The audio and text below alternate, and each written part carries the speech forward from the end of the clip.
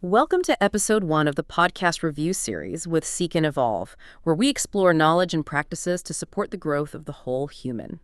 Today, we're taking a deep dive into the formidable life and unique philosophy of David Goggins. We're drawing quite a bit from his discussion on the Huberman Lab podcast. Our mission here is really to distill the core concepts of inner strength, look at actionable strategies for building, like unwavering willpower, and uncover some of the surprising science behind it all. We want to help you empower your own journey with clarity and purpose. Nurturing the body, clarifying the mind, balancing emotion, and awakening energy that's really core to what Seek and Evolve is about. So let's jump in. Yeah, it's a fascinating topic. Goggins' story feels almost larger than life sometimes, doesn't it?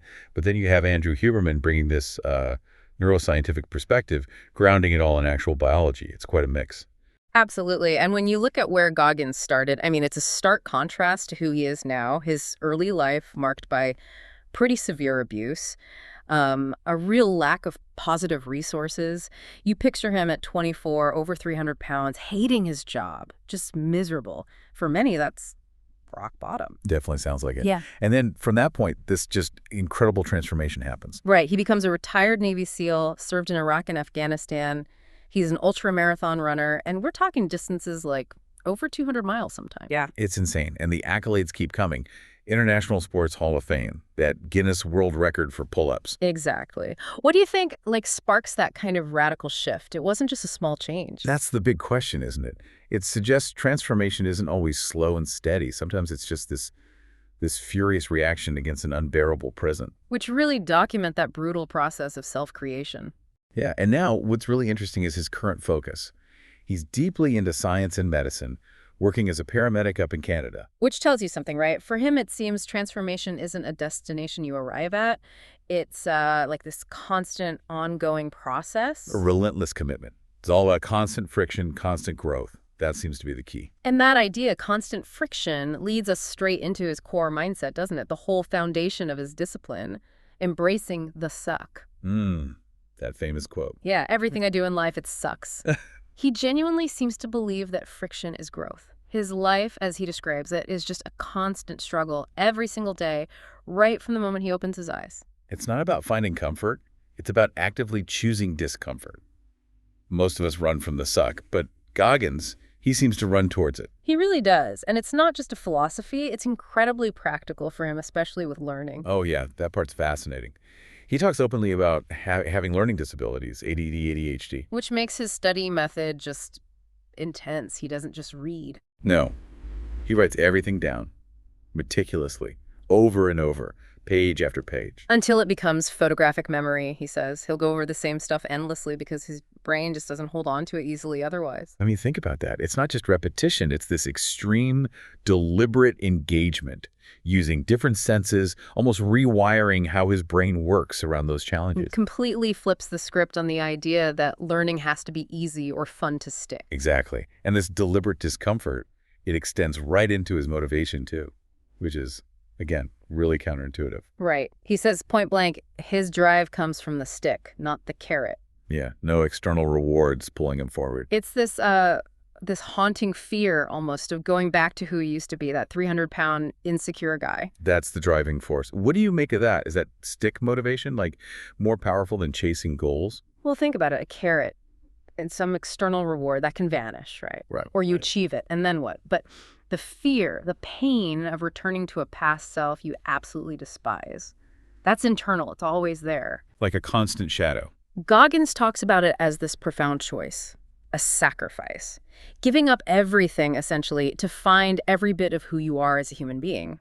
So it's not about gaining something positive, necessarily. It's more about preventing something deeply negative. Which changes the stakes completely. It's not just a prize, it's existential. Every day he's running from that past self. That arguably provides a much more consistent, though maybe more intense fuel. Yeah, definitely intense. So, okay, for you listening, if you maybe don't have that kind of extreme past trauma to run from, how do you find a similar internal driver? Is that possible? That's a great question. It doesn't have to be trauma, I think. For some people, it might just be the sheer discomfort of feeling stuck. Yeah.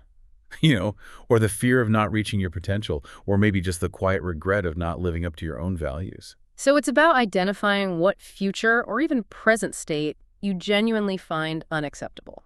Exactly. And using that aversion, that feeling of I don't want that as your shtick, it's acknowledging the discomfort of staying put, not just the discomfort of moving forward. Okay, so this whole idea, deliberately seeking discomfort, it's so different from how most of us operate. It makes you wonder, is there some biological reason this works? Why pushing through the suck is so effective? And that's exactly where the science bit comes in, thanks to Andrew Huberman's work he discussed.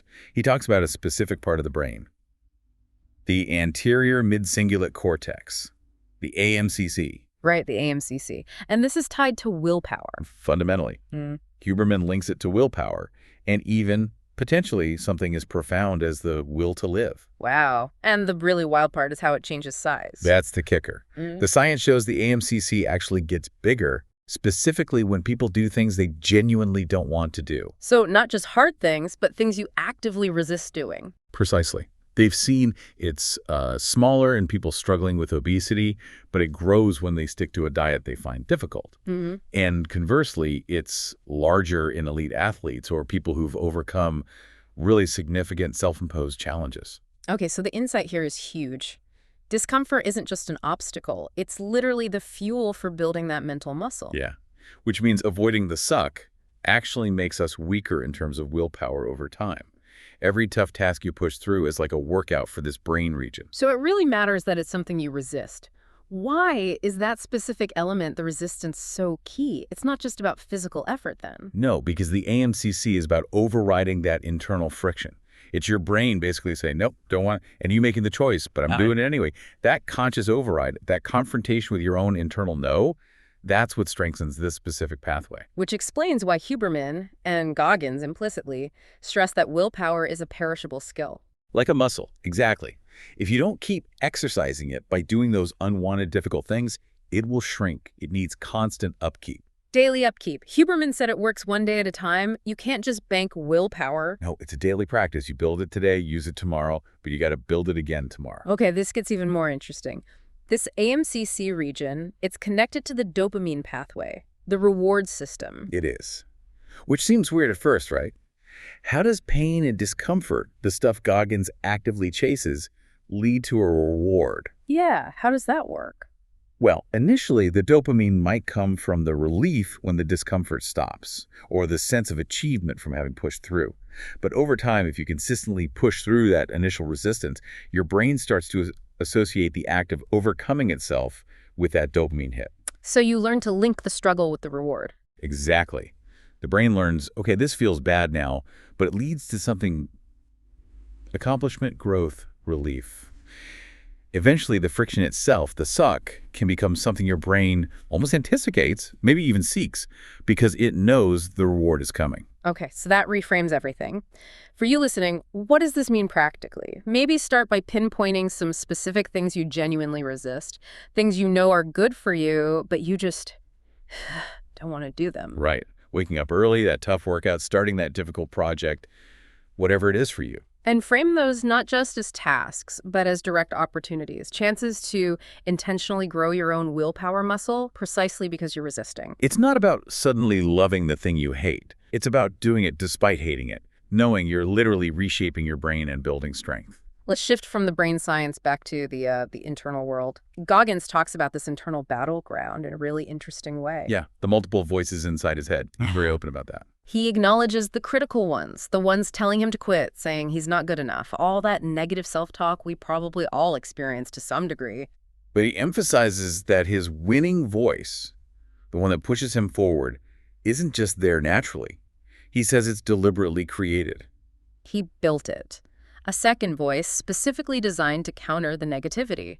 That points to such a conscious, active engagement with your own thoughts. It's real mental discipline. Absolutely.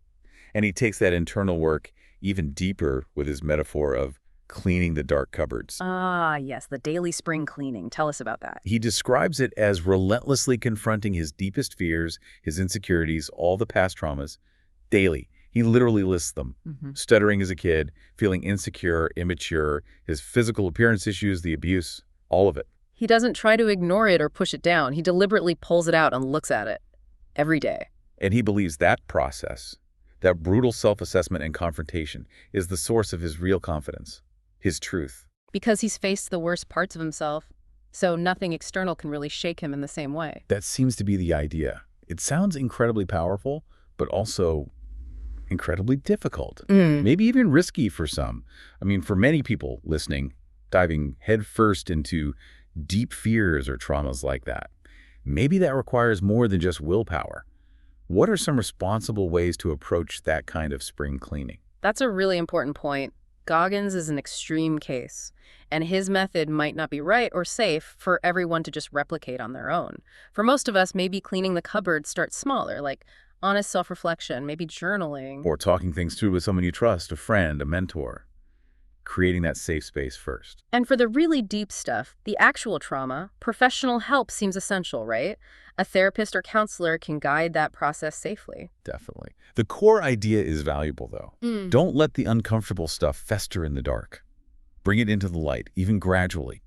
It's still about self-awareness leading to self-mastery, just maybe, with the right support and at the right pace for you. That adds crucial nuance. And this kind of unflinching honesty, it shows up in how he talks about relationships too, and even public perception. Yeah, he's very candid. His priorities are clear.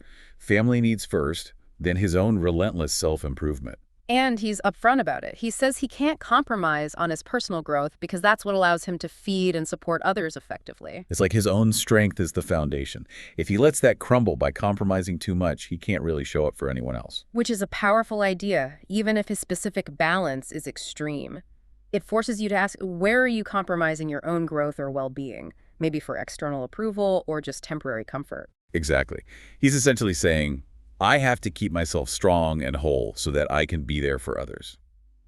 It connects personal strength directly to your ability to contribute. So for you listening, the actionable thought here is maybe to do some deep, honest thinking. What cupboards are you avoiding? Recognizing that true vulnerability, first with yourself and then maybe with others, even when it's uncomfortable, might be necessary to unlock your full potential. It suggests that facing those internal truths is where real, unshakable confidence comes from, much deeper than just external achievements. And this leads right into his rejection of a lot of common self-help ideas. Oh, yeah. He's not big on words like passion or motivation. He sees them as fleeting, unreliable. He says flat out, there's no magic potion, no hack. It's just about, well, his language is more direct. Just fucking did, yeah. Action over feeling. He doesn't wait to feel motivated. The motivation often comes after the action starts. Or maybe not at all, but the action still happens. It's such a blunt, refreshing take in a world obsessed with finding hacks and motivation secrets. And he has this other really counterintuitive strategy, learning how to fail properly. Right, not just bouncing back, but actually learning the process of failing as the first step to victory, especially when the odds seem impossible. Why is that so important, do you think? Learning to fail? Because it builds resilience differently. If you know how to fail, how to get back up quickly without dwelling on it, you're less afraid of trying big things. You don't sit in failure for too long, as he puts it. You practice the recovery. So failure becomes part of the process, not the end of it. Exactly. And all this culminates in something really unique he does. Capped success. Explain that. It sounds crazy. Well, he apparently sacrifices potentially millions of dollars from speaking gigs, book deals, things like that. You go smoke jumping for months every year, which is incredibly dangerous and grueling work. Right. He does it deliberately to return to ground zero, to make sure that perishable skill of willpower, the AMCC muscle, stays sharp. He forces himself back into unwanted physical and mental hardship because he knows that's his greatest strength and it needs constant, difficult exercise. Even when he absolutely doesn't have to anymore, he chooses the friction. He's not chasing comfort or money at that point. Yeah. He's chasing the very thing that built him, the suck, because he understands its value, biologically and mentally. Wow. His whole journey, really. From what he called a pinhole of possibility in his early life to this massive existence he's carved out is such an incredible testament to human potential. It really is. And if you think, how many people feel lost, as he might say, because they haven't done that hard internal work. They haven't found their own list or painting. That blueprint for their own authentic life built through confronting themselves. So the question Goggins' life really throws back at you, the listener, isn't just what you want to achieve. It's maybe more about what are you willing to do? And maybe even more pointedly, what are you willing to be uncomfortable doing? To unlock that, that huge percentage of yourself, the 75% he talks about, that might still be chained up by fear or comfort. It really challenges you to rethink your whole relationship with discomfort. Maybe it's not the enemy. Maybe it's the path, Mm. the necessary friction for real growth and discovering what you're truly capable of. Well, we hope this deep dive into David Goggins' unique approach to inner strength and the science of willpower underpinning it has given you some valuable insights for your own journey, for your own self-discovery and purpose. Remember, growth isn't just about learning things. It's about those conscious practices, day in, day out. Yeah, the self-discovery, the discipline, taking those uncomfortable steps. See you again on Seek and Evolve for more education and growth.